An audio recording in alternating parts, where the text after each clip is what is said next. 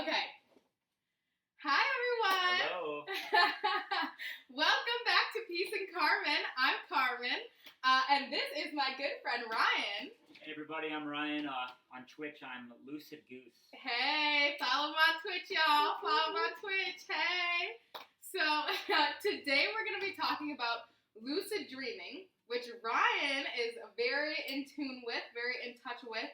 So I wanted to just have a conversation with him and let you guys kind of hear all the amazing things that I've gotten the chance to hear about through him. I've learned quite a bit, so I know everybody else will. So, Ryan. It's funny, we've actually only had a few conversations about it. So yeah. I've told you about it. I don't know if you've ever experienced it yourself. First thing I'd like to clarify is just the word lucid means aware. It means kind of being in the moment, aware of what's going on. So a lucid dream is just being aware that you're dreaming. A lot of people think it's when you have full control. But if ever you've gone back to sleep and you've had a dream before, and you know you're in the dream, that could technically be a lucid dream. Okay. I'm happy you made that distinction because I assumed that it was that you would have full control over your dreaming. That you would be able to, because you're aware of what's happening, you would have control over the dream. And that's not what it is. Yeah, exactly. It's just being aware. And it's kind of a rabbit hole because you can have control of your dream and you can do all these things within the dream. So, for instance, you can talk to friends within the dream. But these friends that you have are actually just depictions of your subconscious. So they're not actually in the dream. So the levels of lucidity vary immensely as far as, flying. You can, if you get to a super advanced level, you can control the sun. You can create universes. It's literally limitless as far as your mind can create. So to a point, you do have a little bit of control then, because you're able to control the environment that you're in. Yeah. In the dream. It depends on how skilled you are. Okay. Some people are naturals. They can do it immediately. A lot of people say, I've been controlling my dreams since I was a child. For a lot of people, it's nothing. But for people who've never experienced it, and for people who say, I don't remember my dreams. Right. It's really a fascinating thing to a lot of people. Mm-hmm. Especially because if you live to be, I always say 100, but if you live to be 100, you spend, 1/3 of your life sleeping. Right. But really, it doesn't matter when you live. It's 1/3 of your life all the time. So. Yeah. Yeah, right. Yeah. Right. But that's a really good point. So if you, for instance, for me, when I was prescribed a medication, and when I got off of that medication, I didn't remember any of my dreams for years. And then when I got my dreams back, it was like a huge deal because I was like, oh my gosh, like I can finally remember my dreams. But if you are a person who can't remember their dreams at all, can you lucid dream? Is that something that is completely unattainable for you, or how would you do that? That's a good question. I'd say that anyone can do it, and that really all it takes is intention. I used to be a naysayer about dreams, saying, I don't dream. I never remember my dreams. But that mindset, you end up fulfilling it, and you can actually change it. There was this guy in my class who had these crazy dreams. He would talk about the sun chasing him, and then he would run, and then I jumped off a cliff, and then he would parachute down and land in a car, and he would be so expressive when he talked about it. To me, it was really interesting. So I started to do some research, and I learned that you can do something called increase your dream recall. Okay. I want to hear about this. Yeah, so basically all it takes is an intention and journaling. If you talk to any lucid dreamer, they say the first thing you got to do is you got to get a notebook. You got to start writing things down. Like immediately when you wake up? And actually even before you go to bed. Before you go to bed? So setting an intention before you sleep, saying, tonight I want to remember my dreams. Having that intention, so when you wake up, that's one of the first things you think about when you grab your journal. Because most of the time, when you wake up, your alarm's going off. Why is your alarm going off? To wake you up. But why is your alarm set? Because you've made the intention before you went to bed to wake up at this specific time. But why are you waking up at that time, though? To do whatever you have to do for the day. For the day, exactly. So it's almost like when you wake up, the first thing you're thinking about is the day. So you're thinking about, some people wake up calmly and drink tea, right? But most people, especially in America, kind of a rush, work society. So you wake up, and you're waking up because you have to go to work. Right. And that's what you start thinking about. So it just changing your intention and starting to journal. So for instance, I would write, tonight I want to dream about this. Tonight I want to dream about this. And I would do that for a couple weeks, and I would remember nothing. And then you wake up and you say, well, I didn't remember any dreams, but if I did, that would have been great. Yeah. So it got to the point where you remember small things at a time. So you might have one dream. I remember there was a dog in my dream. Just something small. Oh, I remember I was in a park. And then you keep writing it down, and eventually it gets to a couple sentences, to a couple paragraphs, to a couple pages in immense detail. And eventually you can get to the point where you remember each one of your different dream cycles throughout the night. Wow. And you have different REM cycles. And the longest one is typically before you wake up. It's about an hour. So you can actually, if you're waking up at, you go to bed at midnight, you're waking up at in between 7 a.m. and 8 a.m., that's a super long REM cycle. So if you wake up in the middle of that and you're able to time it, you're just leaving the dream. So you're going to be able to remember more. Compared to if you're waking up an hour after that, you always get 9 hours of sleep every night. Right. Well, that dream happened an hour ago. And your dream recall is not trained. So there's many tactics you can implement to increase your dream recall. Wow. Okay. Yeah. Awesome. That's golden nuggets of information. Golden. Yeah. Okay. So this is just to increase your dream recall, right? Mm-hmm. So for lucid dreaming, then are the same steps taken? Well, most importantly, you have to be able to remember your dreams and increase your dream recall. You could have a lucid dream and you could forget about it otherwise, which is pretty funny. So basically, so you can forget about a lucid dream. Yeah. Okay. You can forget that you were aware in a dream. Wow. Yeah, if you weren't, if you don't have the memory to remember that, you're not going to remember it. It sounds simple, but I've had days where I see something in the real world which will lead me to my next point, which reminds you that you were there. So, for instance, dreams are made up of something called day residue. Okay. If you play a sport. Day residue. Okay. Yeah, if you play a sport called soccer, which we've all heard of, right, you're eventually going to dream about soccer within your dream. If you if you go on hikes all the time, you're going to dream of hiking, or something to that nature. Right. So, first of all, identifying what your dreams are made of helps you eventually set cues to trigger a lucid dream. So let's say you're always playing soccer all the time, right? You go, next time I'm playing soccer, I'm going to check to see if I'm lucid dreaming. Or I'm sorry, to see if I'm dreaming. And so you would there's these things called reality checks, which are how you trigger the dream. The most famous one that everyone's heard of is pinch me, I'm dreaming. I must be dreaming. Yeah. Definitely heard of that one. Yep. Another thing. So you're pinching yourself in your dream to see if you're dreaming, or you're pinching yourself while you're literally out there awake playing soccer. Exactly, because your dreams are made of what you're doing, and eventually those reality checks that you're doing in daily life are going to transfer over to your dreams. Wow. Okay. Yeah. Okay. So that just like twisted my mind up for a second. Yeah. So while you're doing the activity that you're always doing, because you're always doing it, you know that it's going to somehow get into your dream. Exactly. So because of that, while you're doing it in your daily life, you're doing those little checks to remind yourself to check while you're sleeping. Exactly. Okay.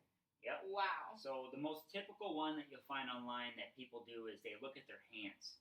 Okay. Reason being that typically in a dream you're looking around at the environment, you're so sucked into the world. But when you look at your hand, they're very complex, and your dream is creating this whole entire scenario to kind of keep you in trance. When you look at your hands, all of a sudden, the dream has a hard time making it. So most people will have extra fingers, they'll have less fingers, things will be off with their hands. Oh, because weird. You're all of a sudden putting it in front of your face, and your mind just has a trouble instantly creating that. Wow. So that that's deep. Yeah. That's one of the most common reality check, and that's what I recommend people start with after journaling. Okay.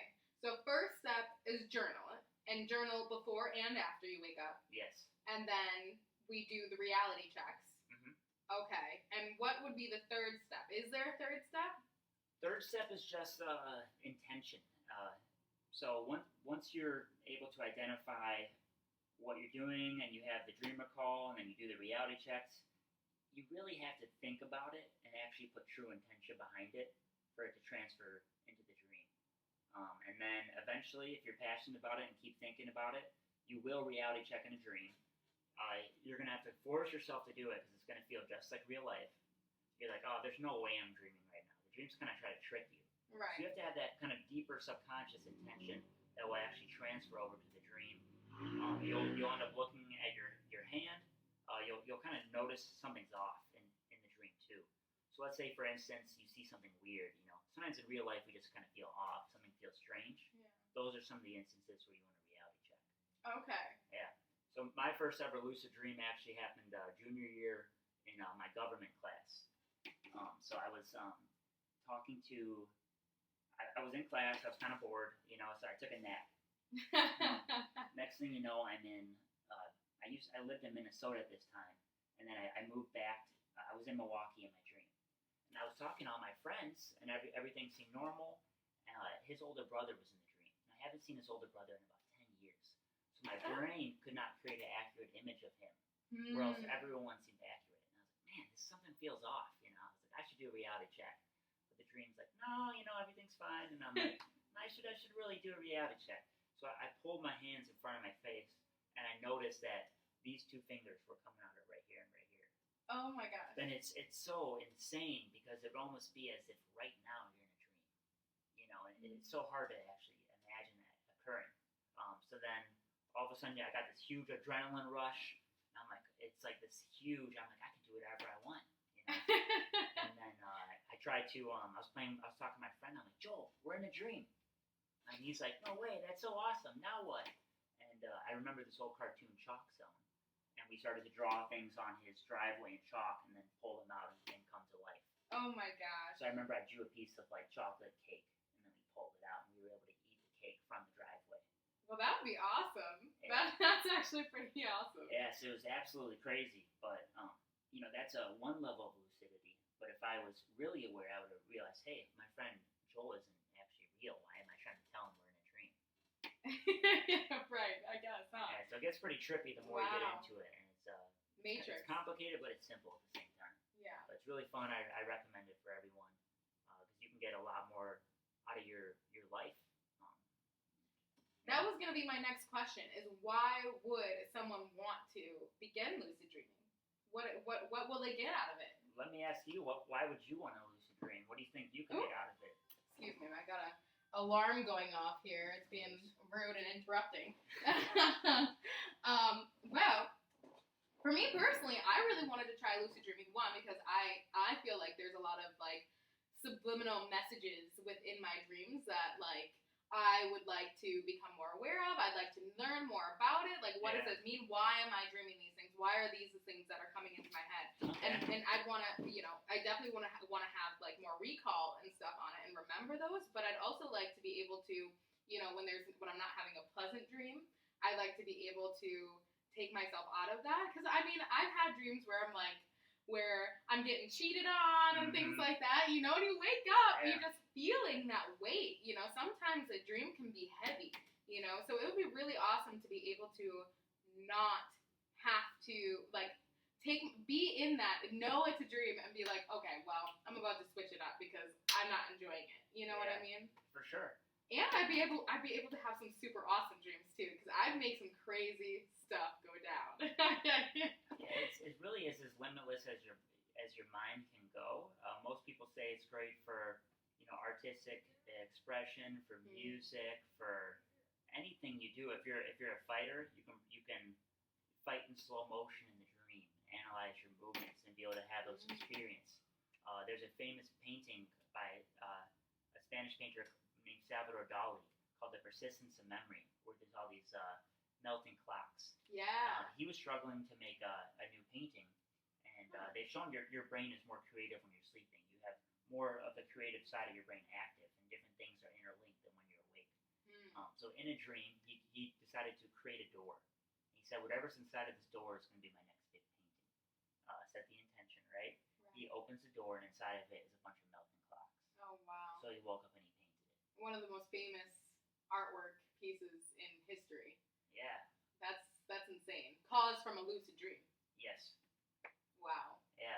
if you're a mathematician, you could try to solve an equation that you've been struggling on. If you're a singer, you could try coming up with a song. I've created my own instrument in a lucid dream before, and I was playing the song and it was crazy, and you know, being able to bring it back to the real world is kind of tricky. But the thing with lucid dreams is they're always tricky too. There was one guy who really wanted to fly in his dream, and he's writing on the forum, I'm just having trouble flying. And people said, oh, why don't you just try jumping off the building? Don't look at the ground, because when you look at the ground, your mind knows that's where you're supposed to be, so it's going to pull you back there. He tried that, it failed. Someone said, well, what are you good at? He said, well, I'm really good at telekinesis and superpowers. And they're like, well, how about you use your telekinesis to lift yourself up and see if you can fly? And that's how he ended up flying in a dream. I was gonna say he got it after that. Yes. Yeah, when you take he took power into something that he knows he's good at. Mm-hmm. That's incredible. You were able to take power in your dream. I am all about that. That's everything. You can meditate in a lucid dream. Wow. Some people say, well, when I sleep, I just want to sleep. I want to feel restful. Yeah. Most of the time when you have a lucid dream, you wake up feeling energized, excited, and empowered. So you do feel more well-rested and have more energy. And you could even go to sleep in a lucid dream if you wanted to. So sleep within a sleep within a sleep? Sure, why not? Yeah, you can create a bed within the clouds or within the ocean or within space and kind of lay there and float amongst the stars. So I mean, it's really it's really absolutely limitless. But as far as keeping control when you're in there and coming up with tactics to make it work, that's where puzzle solving comes in, and it's always interesting. That's pretty incredible, actually. Yeah. So do you feel like most people, when they're entering this lucid dream and they're realizing that they're in this dream, that their first reaction is excitement and wonder and creativity and intrigue? Or do you think that some people might get a sense of like anxiety from it, being like, this isn't real, like, and almost feel like they don't have control, like even though they're aware and they have control because of this lucid dream, they feel like they have no control because they're dreaming, and they, you know what I mean? Yeah. Like, so almost like a bad trip. Like, yeah. I don't know. Friendly disclaimer. I mean, it is mental work, and it's different for everyone. Everyone has their own puzzles in life they're solving. Everyone has their own dreams that they're solving. I have a friend who told me he doesn't like lucid dreaming because the first thing he does when he's aware is, oh, don't think of sharks. And then next thing you know, he's in the ocean with all these sharks. Right. And I don't know how much intention he's put behind trying to solve those fears and those issues. Right. But at the end of the day, I've experienced benefits from it. Right. I've talked to a guy who said his perception of time got morphed, and he was in a dream for 50 years. Wow. I was like, 50 years? He's like, 50 years. I'm like, wow, what happened? He's like, well, how can I explain that to you? I have another friend who creates a white room, and he studies within his dream, and he organizes his brain into different files. Wow. I feel like that's something I would do. Yeah. 100%. 100%. I was like, utilize every single second of my life. I was like, I'm all for it. I would definitely do that. Oh my gosh. Another disclaimer: there's these things called false awakenings. I've had dreams where I'm in a nightmare, and it's like normally you can wake yourself up or you can solve the problem, but I've had times where I wake up and I'm still in the dream, and I wake up and I'm still in the dream, almost like an endless loop. So I mean, it is a lot of work, and it is. Some people, if you believe in spirituality, a lot of people say it's a spiritual realm. I know there's lots of cultures in India, they have such a thing called dream yoga, which is lucid dreaming. And in the Bible, there's Joseph, who has Technica the Dream Coat, who is renowned for being able to do dream interpretation to help people.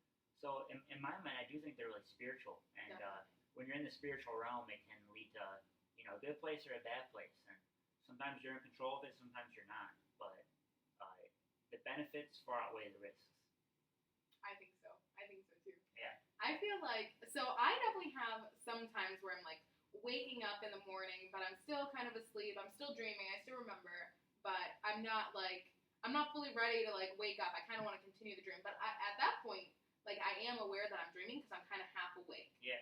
Like, how would that be considered lucid dreaming, or is that a little bit? If you're aware that you're dreaming and you're kind of like the stages of sleep are fascinating. One of the most like famous ones is stage 1, where you're kind of like passing out, and then like Carmen would be like, "Ryan's sleeping." I go, "What? No, I'm not." Yeah. It's like technically you were in stage 1 sleep right there. And when you're coming out of it, it's kind of the same thing. So you can kind of be half aware you're awake, half aware you're asleep. But the issue with that is you don't really feel like you're in full control. You know, you don't really feel like you're fully aware that you're dreaming, but technically you are. One of the most famous dreaming techniques is called a wake back to bed. So you wake up at around 6 to 7 hours of sleep. You stay awake for 5 minutes or so, and then you set the intention and try to go back into a dream, and you lay down. Reason being is that you're going to jump into that longest REM cycle, which is an hour long. You'll jump right into it. I mean, that's where you're at on your sleep cycle. So your sleep cycle doesn't start over?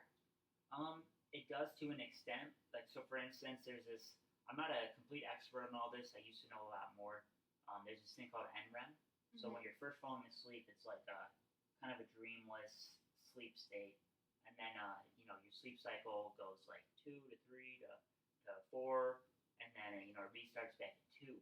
So you don't go back to stage 1. And then it jumps to stage 3, and you have like a 30-minute or a 15-minute actual REM cycle. And then it restarts back at 3, then back down to 2, and then it kind of jumps all over the place. I don't think it's not 1 through 4 on repeat. Okay, Yeah. okay. Very interesting. I feel like, so... One, I think that would be very difficult for me to fall back to sleep. Because once I'm awake, I'm awake. I cannot nap for the life of me. But I would definitely give that a go. I would definitely try. Because I feel like in the middle of the night, maybe that would be a little easier for me. So I would definitely try that. But in those times, like in the morning where I'm like trying to figure out, like, I'm dreaming, but I'm not ready to get up yet.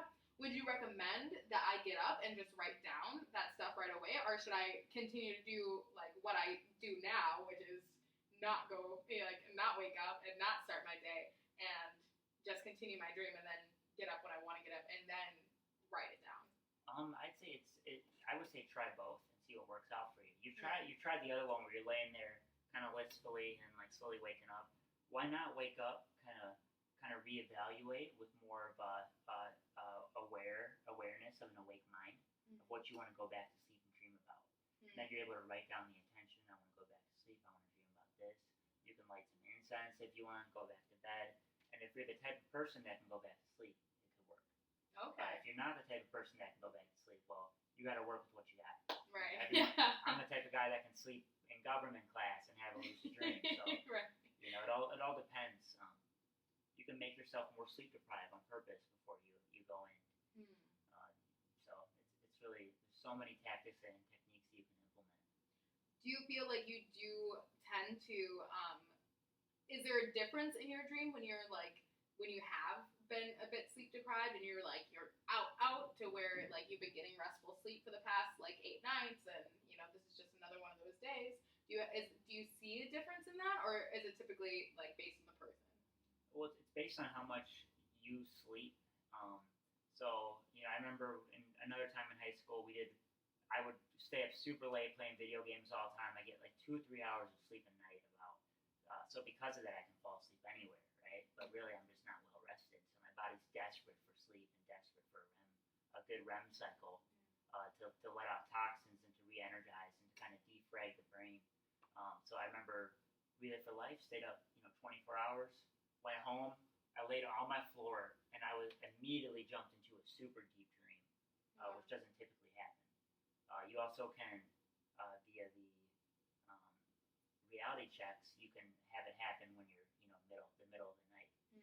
So it's all really personal. It takes a lot of experimenting, a lot of journaling.